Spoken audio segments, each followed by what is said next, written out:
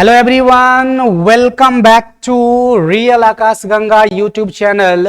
Real Akash Ganga YouTube channel में आप लोग का बहुत स्वागत है। आज हम लोग 12th इंग्लिश का पोयम सेक्शन का फर्स्ट चैप्टर पढ़ेंगे, sweetest love I do not go. इस चैप्टर में हम लोग पूरा line by line 12th English का जो फर्स्ट आपका जो पोयम का जो फर्स्ट चैप्टर है उसका एक्सप्लेनेशन पढ़ेंगे। कवि के बारे में सबसे पहले पढ़ेंगे, पोएट के बारे में पढ़ेंगे, फिर आगे हम लोग इसका ऑब्जेक्टिव करेंगे, क्वेश्चन आंसर करेंगे, एक्सप्लेनेशन करेंगे पूरा डिटेल से।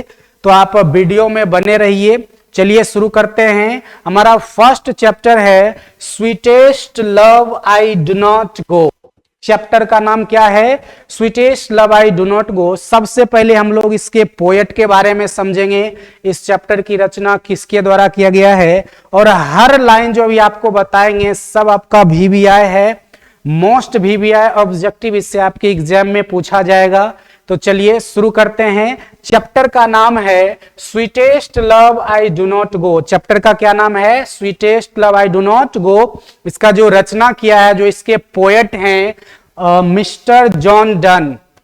इसके जो पोएट हैं वो कौन है? Mister John Donne. यानी sweetest love I don't go का जो रचना किया गया है किसके द्वारा? मिस्टर जॉन डन के द्वारा। इनका जन्म कब हुआ था? जॉन डन का जन्म 1572 में हुआ था। जॉन डन का जन्म कब हुआ था? 1572 में। और इनकी मृत्यु कब हुई? 1631 में। यानी जॉन डन साहब का जो मृत्यु हुआ कब? 1631 में। ही बिलोंग टू लंदन इंग्लैंड। यानी ये जो है कहां से बिलोंग्स करते थे? लंदन से। आपके एग्जाम में क्वेश्चन में ऐसा दे सकता है ही बिलोंग्स टू। अगर ऑप्शन में आपका लंदन देगा तो ये टिक करना है, अगर लंदन नहीं दिया तो आपको इंग्लैंड देगा, तो आपको क्या करना है? इंग्लैंड टिक करना है। चलिए आगे देखते हैं। He is known as metaphysical poet. यानी जॉन डन साहब जो है किस रूप में जाने जाते थे? मेटाफिजिकल पोएट के रूप में जाने जाते थे। ये क्वेश्चन बहुत बार आपके एग्जाम में पूछा जा चुका है। जॉन डन किस रूप में जाने जाते थे? मेटाफिजिकल पोएट के रूप में। आपके एग्जाम में यहां से ऑब्जेक्टिव रहेगा, अगर ऑप्शन में मेटाफिजिकल पोएट नहीं है तो वहां आपका लव पोएट दिया हुआ रहेगा, तो आपको क्या टिक करना है? लव पोएट टिक करना है। तो जॉन डन साहब जो थे कैसे कवि थे? मेटाफिजिकल पोएट थे ये। और आपके ऑप्शन में अगर ये नहीं दिया तो लव पोएट दे सकता है। आगे देखते हैं। He belongs to a Roman Catholic family. यानी ये कैसे फैमिली से बिलोंग करते थे? रोमन कैथोलिक फैमिली से बिलोंग करते थे। किस फैमिली से? रोमन कैथोलिक फैमिली से बिलोंग करते थे। चलिए आगे चलते हैं, आगे देखते हैं। John Donne was force to leave Oxford University. यानी जॉन डन साहब को कौन यूनिवर्सिटी छोड़ना पड़ा? Oxford University. कौन यूनिवर्सिटी? Oxford University. यानी ऑक्सफोर्ड यूनिवर्सिटी से इनको बिना डिग्री का निकाल दिया गया। अगर क्वेश्चन रहेगा कि जॉन डन को फोर्सफुली किस यूनिवर्सिटी से बाहर किया गया, तो वो होगा ऑक्सफोर्ड यूनिवर्सिटी। कौन यूनिवर्सिटी होगा? Oxford university. आगे देखते हैं। He studied law and theology. यानी जॉन डन साहब को जब ऑक्सफोर्ड यूनिवर्सिटी से बाहर कर दिया गया उसके बाद इन्होंने जो अध्ययन किया किस चीज का? लॉ। पूरा जो कानून होता है, कानून की जो किताब है उसको ये पढ़ डाले। उसके बाद थियोलॉजी, धर्म शास्त्र का इन्होंने अध्ययन किया। थियोलॉजी मतलब होता है वर्ड्स रिलेटेड टू गॉड। यानी धर्म शास्त्र होता है, धर्म शास्त्र इन्होंने पढ़ डाला। अगर क्वेश्चन देगा जॉन डन स्टडीड ब्लैंक, तो आप क्या उसमें टिक कीजिएगा? Law and theology. चलिए आगे चलते हैं। Name of Donne's wife. यानी जॉन डन साहब के पत्नी का क्या नाम था? आप पत्नी बोलिए या प्रेमिका बोलिए, दोनों वर्ड्स का इस चैप्टर में यूज किया गया है। पहले तो ये प्रेमिका थी, फिर ये शादी कर लिए तो वो पत्नी हो गई। तो जॉन डन साहब के पत्नी का क्या नाम था? एने मोर। क्या नाम था? एने मोर। अगर पूछा जाएगा जॉन डन के वाइफ का क्या नाम था तो आप क्या बोलिएगा, एने मोर। अगर ऑब्जेक्टिव में ऑप्शन में एने मोर है तो टिक कर दीजिएगा। तो जॉन डन की पत्नी का क्या नाम था, एने मोर। आगे देखते हैं, सीक्रेटली मैरिंग हिज पेट्रॉन्स नीस, यानी जॉन डन साहब जो है इनके जो अंगरक्षक थे उनकी जो भतीजी थी बहुत ज्यादा सुंदर थी और उन पर जॉन डन साहब का नजर आ गया, दिल आ गया, उनसे प्यार हो गया, मोहब्बत हो गया, इश्क हो गया। अब देखिएगा हिंदी हमारा जो है कितना अच्छा शब्द है, एक चीज को कितने तरीके से बोला जाता है कि प्यार हो गया, इश्क हो गया, मोहब्बत हो गया, और इंग्लिश में सिर्फ आपका क्या है, एक ही वर्ड्स है, लव। तो हिंदी बहुत ही मीठा शब्द है हम लोग का, जिसमें एक ही चीज को अलग अलग तरीका से हम लोग एक्सप्रेस कर सकते हैं। प्यार हो गया, मोहब्बत हो गया, इश्क हो गया। चलिए आगे बढ़ते हैं। तो यानी ये क्या किए जॉन डन साहब, यानी इनको पसंद आ गया, जो इनके अंगरक्षक थे, जो इनके पैट्रॉन्स थे, उनकी जो भतीजी है वो बहुत ज्यादा इनको पसंद आ गया। और हुआ क्या, दोनों एक दूसरे को देखा और देखते ही नजरों नजरों में एक दूसरे का जो है नजर मिला, प्यार हुआ। और प्यार का परवान इतना ऊपर चढ़ा, प्यार में इतने दोनों खो गए कि दोनों को ये नहीं नजर आया कि इनका फैमिली क्या है, फैमिली बैकग्राउंड क्या है। और ये चुपके से किससे शादी कर लिए, इनका जो पैट्रॉन्स था, जो अंगरक्षक था, उनके भतीजी से ये चुपके से शादी कर लिए, जिसके कारण इनको जेल भी जाना पड़ा। किनको जेल जाना पड़ा, जॉन डन साहब को। मतलब इतना जल्दी जल्दी में ये किए, प्यार हुआ, मोहब्बत हुआ, इश्क हुआ, और फिर ये क्या कर लिए, उनसे शादी कर लिए, और बिना किसी को बताए, यहां तक इनका जो पैट्रॉन्स था, जो इनका क्या था, अंगरक्षक था, उसको पता भी नहीं चलने दिया। और जल्दी जल्दी में क्या हो गया, ये शादी कर ली। और गांव घर में एक कहावत है, धरफरी बिया कनपट्टी सिनुर, ठीक है। तो ऐसा ही हुआ इनके साथ भी, जल्दी जल्दी में शादी कर ली। और जब इनके अंगरक्षक को पता चला तो इनको जेल हो गया, जॉन डन साहब को। चलिए आगे देखते हैं। He accepted ordination in the Anglican church इन 1615। जब ये जेल से बाहर हुए तो सोचे कि बहुत ज्यादा गड़बड़ हो गया है, प्यार किए, मोहब्बत किए, इश्क किए, शादी भी कर लिए, लेकिन कहीं ना कहीं जो है ये निगेटिविटी है, इसको कैसे सुधारा जाए। तो ये कहां चले गए, चर्च चले गए, एंग्लिकन चर्च। और यहां पर इन्होंने क्या एक्सेप्ट कर लिया, ऑर्डिनेशन एक्सेप्ट कर लिया। एंग्लिकन चर्च में जाके इन्होंने क्या किया, ऑर्डिनेशन एक्सेप्ट कर लिया, और एक बहुत ही बड़े पावरफुल क्या बन गए, ये पादरी बन गए। कितने वर्ष की अवस्था में, वहां के ये क्या हो गए, पुजारी बन गए। 42 वर्ष की अवस्था में इन्होंने क्या किया, ऑर्डिनेशन एक्सेप्ट कर लिया, और वहां के एक बहुत बड़े पुजारी बन गए, पादरी बन गए। चलिए आगे देखते हैं, कितने ईस्वी में, 1615 ईस्वी में 42 वर्ष की अवस्था में इन्होंने एंग्लिकन चर्च में जाके वहां का क्या किए, ऑर्डिनेशन एक्सेप्ट कर लिए। एक बहुत ही बड़े क्या बन गए, वहां के पादरी बन गए। चलिए आगे देखते हैं, नॉन यानी जॉन डन साहब किस रूप में जाने जाते हैं, यानी किस चीज के लिए फेमस है। तो आइए समझते हैं, सटायर्स के लिए फेमस है। यानी जॉन डन साहब किस चीज के लिए फेमस है, सटायर्स के लिए। सॉन्ग्स एंड सोनेट्स के लिए फेमस हैं।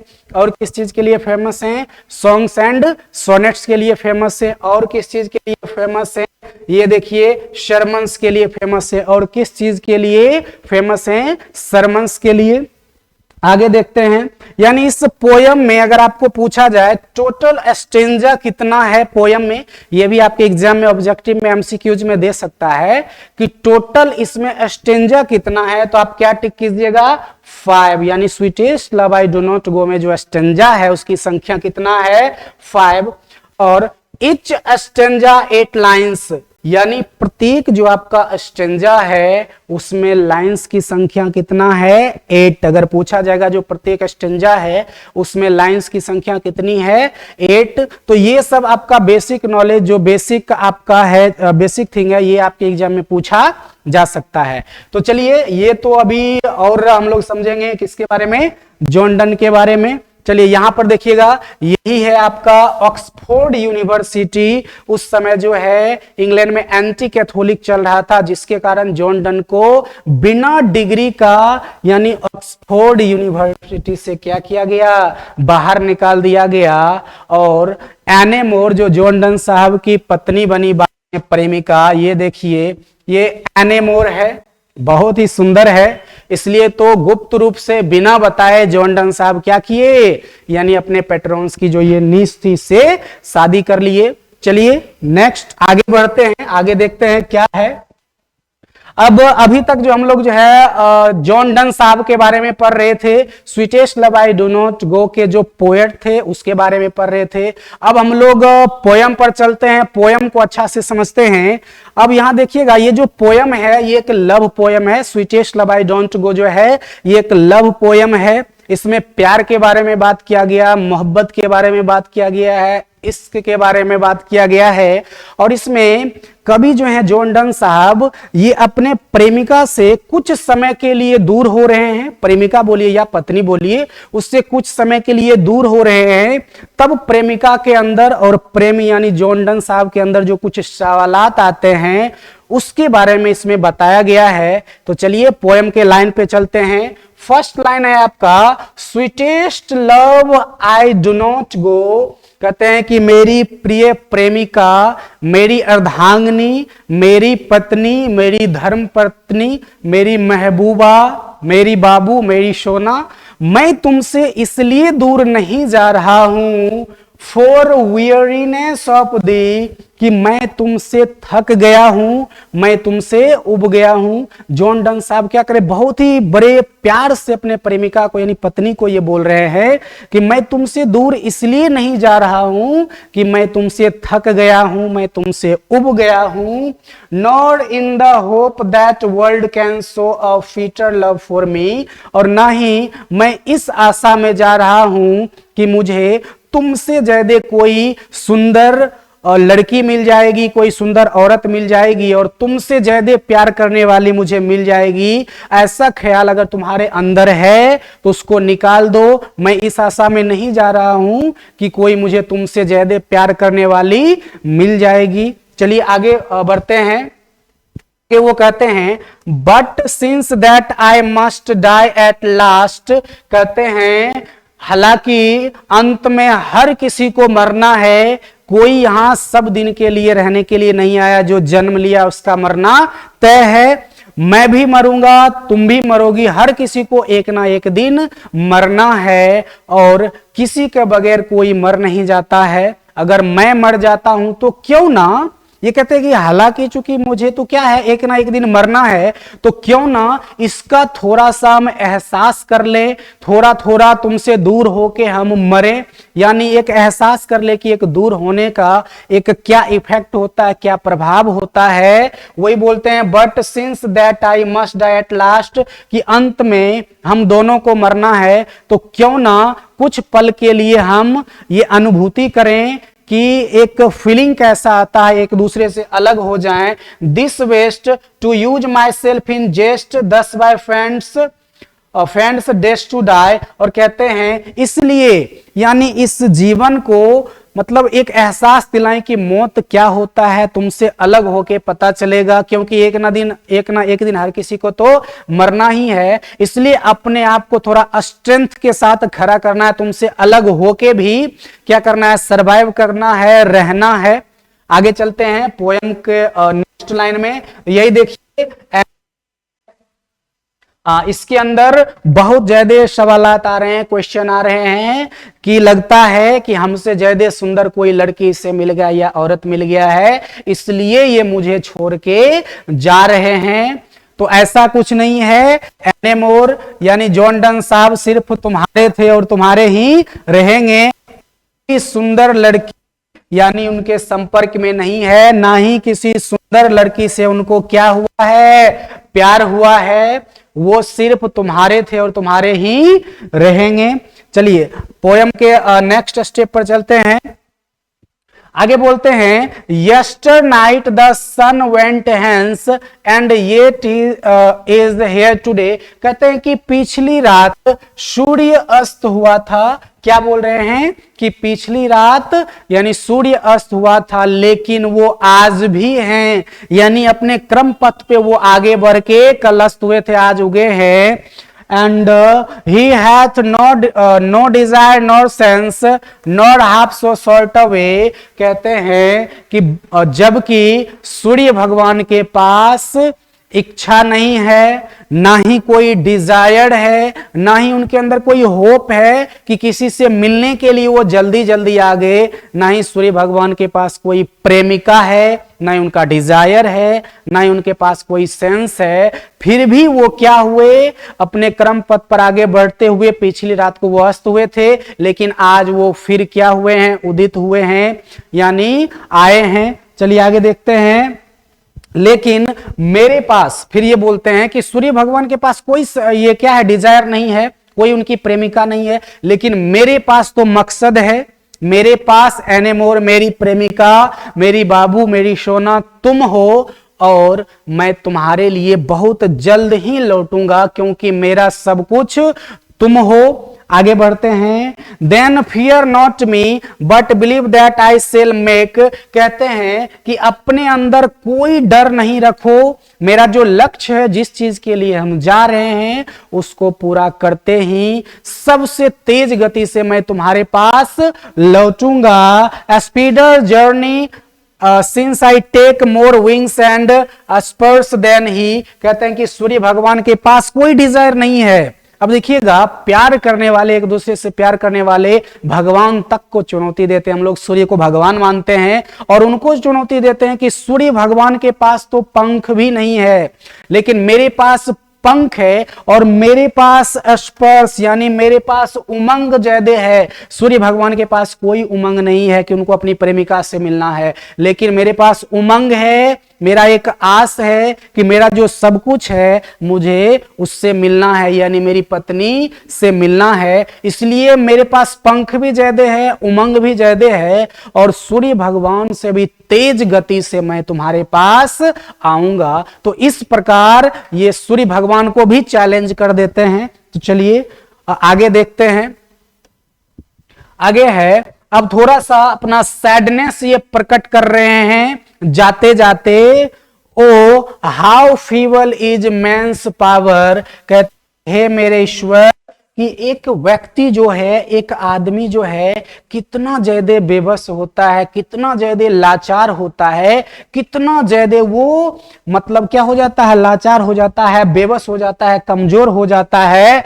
That if good Fortune fall, जब उसका बहुत ही अच्छा समय चल रहा होता है, गोल्डन पीरियड चल रहा होता है, जिंदगी में खुशहाली रहता है, हैप्पीनेस रहता है, cannot add another hour, उस हैप्पीनेस में वो कुछ पल नहीं जोड़ सकता है, यानी कुछ समय उस खुशी के पल में वो जोड़ नहीं सकता है। And nor a lost hour recall, और ना ही खुशी के उस पल को वो वापस कर सकते हैं, यानी जो खुशी का पल उन्होंने व्यतीत किए हैं, आदमी इतना बेबस होता है कि उस पल को वो वापस नहीं कर सकते हैं। चलिए आगे देखते हैं। But come bad chance and we join it our strength. कहते हैं लेकिन ये जो हमारी परिस्थिति है, ये जो बुरी परिस्थिति है, बुरे समय में इसका हम लोग को क्या करना पड़ेगा, पूरा मजबूती से इसका सामना करना पड़ेगा। अगर जिंदगी में कुछ बुरा पल आता है तो उसे क्या करना होगा, मजबूती से फेस करना होगा, पूरा मजबूती के साथ उसका सामना करना होगा। And we teach it art and length, it's over us to advance. और कहते हैं इससे हमें सीखने की जरूरत है, समझने की जरूरत है, पूरा स्ट्रेंथ के साथ जो कला है इससे वो सीखने की जरूरत है कि जब भी मुसीबत आए तो बड़े ही दृढ़ होकर के उनका क्या करना है, सामना करना है, उसे फेस करना है। चलिए आगे चलते हैं। वही बताएं कि जब भी मुश्किल सामने आए तो उससे भागना नहीं है और अच्छा से उसका क्या करना है, कठिनाइयों का सामना करना है। अगला स्टेप पे चलते हैं।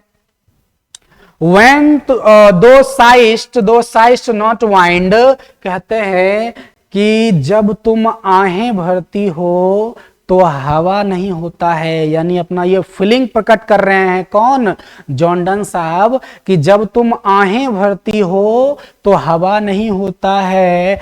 बट साइस्ट माई सोल अवे, लेकिन तुम्हारी ये जो आहें है इससे ऐसा लगता है कि मेरा जो दिल है वो मेरे शरीर के अंदर नहीं है, वो कहीं और चला गया है। मेरा शरीर जो है हार्टलेस हो गया, मेरे शरीर के अंदर दिल है ही नहीं। तुम जो आहें भरती हो ऐसा लगता है कि मेरा दिल कहीं और चला गया है।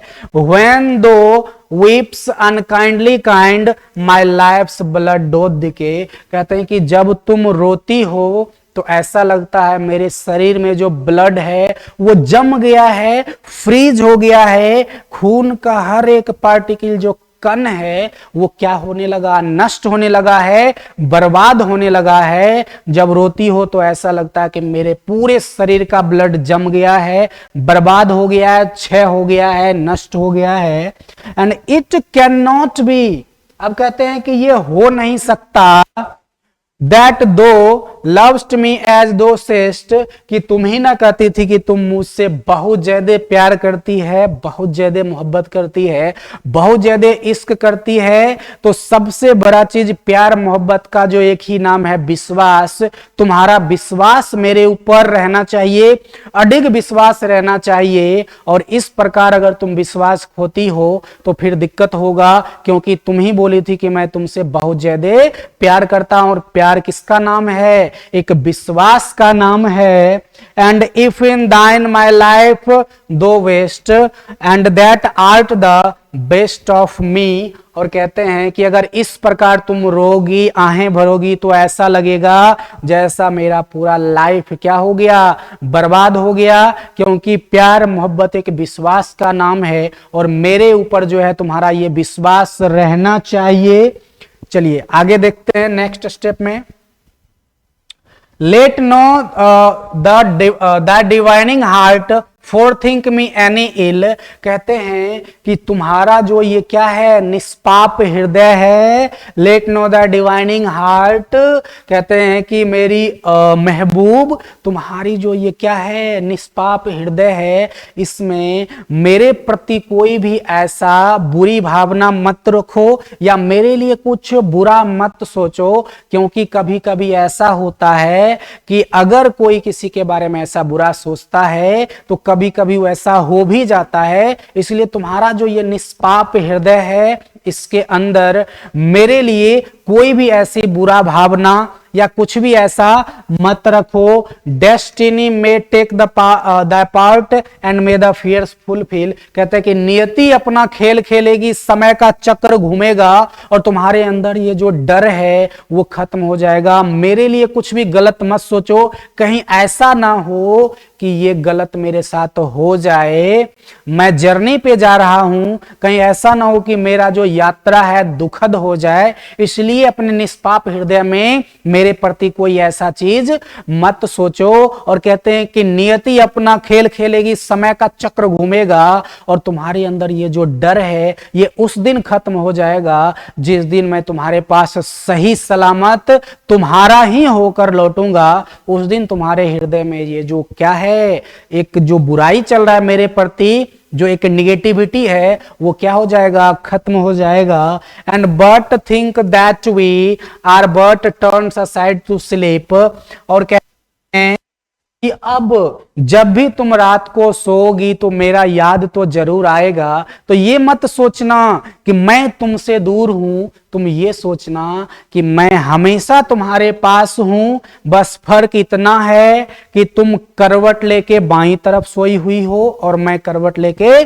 दाईं तरफ सोया हुआ हूं। मतलब दोनों एक ही जगह सोए हुए हैं, हम जो पति पत्नी हैं, प्रेमी प्रेमिका हैं, एक ही जगह है। सिर्फ इतना सोचना कि मेरा जो एक क्या है, करवट है लेफ्ट की तरफ है और तुम्हारा राइट की तरफ है। तो इतना सोचना है। और कभी ये मत सोचना कि हम तुमसे दूर चले गए, हम कभी तुमसे दूर नहीं जा सकते हैं, हम तुम्हारे दिल में थे, हैं और रहेंगे। आगे बोलते हैं, they who one another keep alive never parted be, कहते हैं कि इस वर्ल्ड में जो भी एक दूसरे से सच्ची मोहब्बत किए हैं, सच्चा प्यार किए हैं, सच्चा इश्क किया है, वो कभी एक दूसरे से दूर नहीं हो सकते हैं, एक दूसरे से जुदा नहीं हो सकते हैं। तो ये जो आपका चैप्टर था, इसमें किसके बारे में बताया गया है? एक प्यार के बारे में बताया गया है, प्रेमी प्रेमिका के बारे में बताया गया है, जो कुछ पल के लिए किससे दूर हो रहे हैं, यानी अपने प्रेमिका से दूर हो रहे हैं। तो अपना वो दुख दर्द व्यक्त कर रहे हैं कि किस प्रकार वो एक दूसरे से क्या हो रहे हैं, अलग हो रहे हैं। अब देखिएगा, ये जो प्यार मोहब्बत एक अपनापन है, स्नेह है, ठीक है। अब देखिए प्यार होता कैसे है, बहुत क्वेश्चन होता ना कि प्यार होता कैसे है। तो समझिएगा कि प्यार की शुरुआत कहां से होती है, प्यार होता कैसे है। किसी का भी कोई चीज पसंद आ जाना, वहीं से आपका क्या होता है, प्यार का शुरुआत होता है। अब कोई लड़का है, उसके बोलने का स्टाइल किसी लड़की को पसंद आ गया, ठीक है, तो यहां से प्यार की शुरुआत हो गई, एक अट्रैक्शन उसकी तरफ बढ़ने लगेगा। अब किसी के मतलब चलने का स्टाइल पसंद आ गया, बोलने का स्टाइल पसंद आ गया, तो इस टाइप से यानी किसी का कोई चीज पसंद आ जाना, तो यहीं से क्या होता है कि प्यार की शुरुआत होती है। और प्यार का सबसे बड़ा प्रमाण, सबसे बड़ा प्रूफ हम लोग के घर में हमारी माँ होती है, जो निस्वार्थ प्यार हम लोग से करती है। इसलिए एक ही प्यार सत्य है, वो है माँ और पिता का प्यार, इसके अलावा सब धोखा है। और आप लोग तो देखते हैं कि प्यार का कितना भयानक अंजाम होता है। मेरठ कांड आप देखे हैं, जो पति को टुकड़ों में करके क्या किया, नीले ड्रम में डाल के सीमेंट में जमा दिया। और उस दोनों का लव मैरिज था, क्या था, लव मैरिज। और एक लव मैरिज का इतना खतरनाक अंत होगा, इतना दुर्दशा होगा, ये कोई सोचा भी नहीं होगा।